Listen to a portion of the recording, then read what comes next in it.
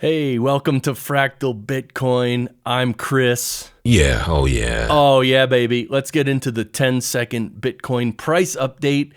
Okay, on the screen you see from 2015 to current day, and the trend is up and to the right. You can see our low back here was about 15,000, and we're on our way back up.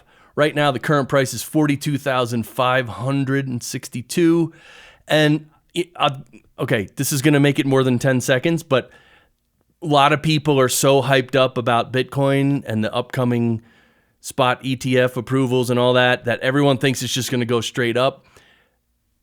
I wouldn't be surprised if Bitcoin comes back down into the 30s for a while. It wouldn't be crazy. It wouldn't mean anything bad, okay? We're on a 18 to 24 month trajectory going up, and there's going to be bumps along the way. So don't freak out if the price goes down, basically. All right, let's move on to this, which is Cathie Wood's ARK. That's her investment firm. They just sold all of its GBTC position, and they're getting ready to put those funds into their own Bitcoin ETF. Okay, so if you didn't think the ETF was happening, why would ARK move a lot of value worth of Bitcoin or all of its GBTC stock, whatever it is? They're getting ready to put it into their own ETF. This is, again, good news. The ETF is good news. I've mentioned it in previous episodes. And Max Kaiser, this was an interesting tweet I saw. He says, I don't look at the price. I look at hash. Hash precedes price. Miners are the significant risk takers, not the speculators. The mainstream financial media only looks at price, so they missed the entire Bitcoin move from $1 to 44,500. They'll also miss the move to 400,000. Now, what he's talking about is the hash rate of Bitcoin, which is it's basically the difficulty of that the miners face, and the entire basically the entire computer power of the miners mining Bitcoin keeps going up. And this is, like he says, hash precedes price. And this brings up this idea of Bitcoin fundamentals, right? It's good to understand the fundamentals of Bitcoin, not just the price. I mean, you can just look at the price. If you're just going to look at the price, then make sure you hold your Bitcoin for at least 10 years. Then you don't, and then just look at the price, but don't do anything, right? Just keep holding. But if you want to understand the bull run and the bear market and all that stuff, and the cycles and whatever, you can look into the fundamentals. And I found 3 websites which are like dashboards for the fundamentals. This one might be the best one. It's called Time Chain Sats, and I mean, you can just see a million things about the network, mining, market, charts, resources, stocks versus Bitcoin. You can scroll. There's so much information on here. Okay, I don't even understand literally any of it, but I am going to look into, I want to see the fundamentals on a chart, like how many Bitcoin wallet addresses there are. It keeps going up, right? Well, I want to see the chart. So for future episodes, I'm definitely going to do that. This one is the time chain calendar. This one shows exactly what block Bitcoin is on, and all the different everything about the fee structures and all that, everything. And then this one, look at this one. This is crazy. This is I don't even want to look at this, but some of you out there, you might love this kind of thing. So yeah, the fundamentals are really important to understand, and but again, you don't have to get too far into it if you don't want to. All right, but this is news from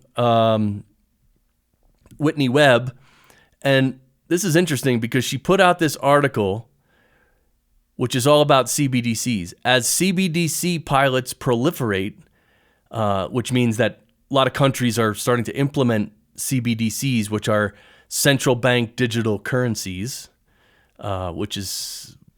They have one in China right now. That's how they control their population.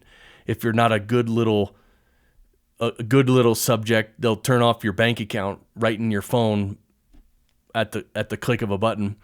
So as these CBDC pilot programs proliferate, a myriad of elite, gilded, and blockchain-powered digital payment networks are vying for their technologies and payment systems to be incorporated in the digital currency infrastructures of tomorrow.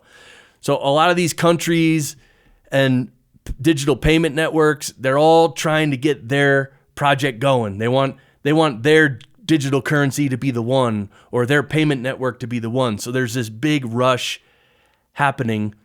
And anyway, this is an article on unlimitedhangout.com, which is Whitney Webb's website. But look, it's down today. And I wonder if her website is being attacked because of the information she's uncovering, because she is a really great investigative journalist. Really great. You got to follow Whitney Webb. So I will link to this article, and I'm going to link to this tweet as well. This is Whitney Webb on Twitter. By the way, Whitney Webb is also on Nostr, but I'll link to this article. Maybe her website will be fixed. You can read it. You can read it later. But here, you know what? Before we get to this, I just want to mention that throughout the lifespan of Bitcoin, since it was started in, I think the first block was January 3rd, 2009. Since then, so many people and so many organizations and so many media outlets have claimed that Bitcoin is dead, Bitcoin is going to zero. In fact, there's a whole web page that gathers all these predictions, these wrong predictions, obviously. And it's funny. It's a meme now. It's funny. Everyone thinks that Bitcoin's going to be dead, soon. So here you have this article that BlackRock will completely destroy Bitcoin. Shock price warning as leak reveals huge spot ETF date update. Okay, whatever. So here, and this is Forbes. This is a Forbes article saying that BlackRock will completely destroy Bitcoin, but of course it won't. This is just FUD. Fear, uncertainty, and doubt, FUD. And I found this video from Bitcoin University. Will BlackRock completely destroy Bitcoin? And this is a little 8-minute video. I'm going to link to it below. You can watch this, but this guy goes through, this other person wrote a whole rebuttal to this, and it gives a lot of interesting facts, and it basically rebuts this silly claim that BlackRock will completely destroy Bitcoin. This video goes into all the technical reasons why it pretty much can't destroy Bitcoin, and how resilient Bitcoin is going into the future, even to the year 2140 when the last blocks will be mined. I mean, it's a very interesting video. If you want to know how resilient Bitcoin is, this is a good one. So, all right, well, that's it for today. That's the quick news roundup. Thanks for watching. If you want to subscribe to the channel, please do. I'm putting out a bunch of shorts as well, and you can follow on Twitter and all that. Again, I think this is my 6th video. It's kind of a new channel. I'm enjoying it. If you have any comments, let me know below. Let me know what you think of the content. I've already been receiving some comments from people, the Bitcoin haters, right? They're literally delusional because they literally don't know what they're talking about, right? How can you bash Bitcoin when you don't know anything about Bitcoin? Right? Anyway, that seems to be happening a lot these days. But thanks for watching. We'll see you tomorrow.